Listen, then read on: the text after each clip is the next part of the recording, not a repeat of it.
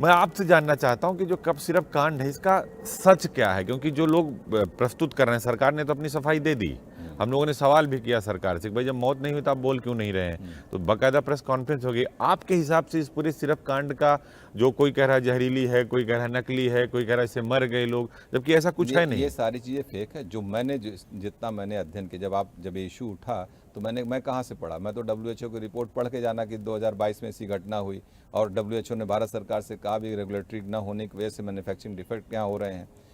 तो उसके बाद जब मैंने इसको पूरा अबॉट को मैंने समझा, देखा, जाना, जितना लोगों से बात किया, एक्सपर्ट से बात किया, तो उसमें यही मामला आया कि यहाँ पर मैन्युफैक्चरिंग के बाद हमको लगता है बिना बिलिंग के तमाम माल भेजे गए हैं, जिस मालों का हेरा फेरी की गई है। मुझे ये समझ में आता है, अभी जांच का विषय है, जांच करेगी, एसआईटी का गठन हुआ है, कल हो सकता है सीबीआई हो जाए, इसमें ईडी जांच करे, सारी चीज़ें जो भी रेगुलेटरीज होगी वो जनता के सामने आएगी। नहीं, इसमें तो ईडी आ गई, ईडी इनलीगल ट्रेडिंग या जो पैसे मनी का लेन लॉन्ड्रिंग देन, जहाँ भी मनी होगा सब लॉन्ड्रिंग आ की, जाएगा, हाँ सब आ सब जाएगा क्लियर हो उसमें। जाएगा आपको एकदम, एक एक रुपए की चीज़ें क्लियर कर लेगी ईडी। तो जो आपके मित्र कह रहे हैं कि 50 करोड़ रुपया कमाए 5 करोड़ हमें दे दें, अभय सिंह कह रहे हैं, हमसे खुद उन्होंने कहा कि प्रस्ताव उनके सामने रख वो दीजिए। छात्र जीवन से ही वो न्यूसेंस रहा है हमेशा, जाने दीजिए।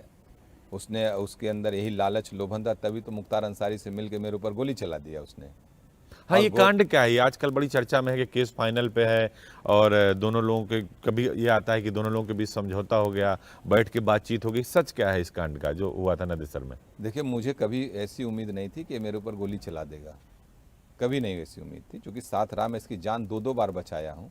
एक बार हॉस्टल में हमसे हमको लगता है इसके अंदर कुछ चिढ़ रही होगी।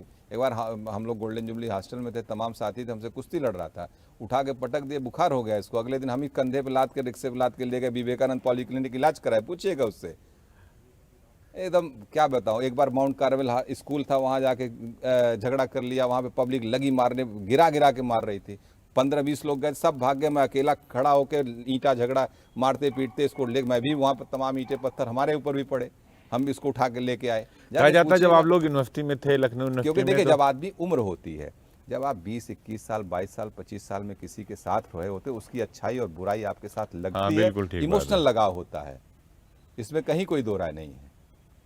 लेकिन समय के साथ जब आदमी बड़ा होता है, अपने स्वार्थ, अपनी निजी हितों को देखता है, तो फिर उसके बाद हो जाता है।